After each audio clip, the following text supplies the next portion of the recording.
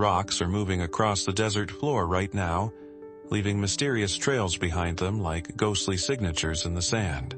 In Death Valley's racetrack playa, hundreds of rocks weighing up to 700 pounds slide across the desert floor without any human intervention. Scientists discovered that when winter rains create thin sheets of ice, gentle winds push the rocks across the playa's surface, creating these remarkable trails.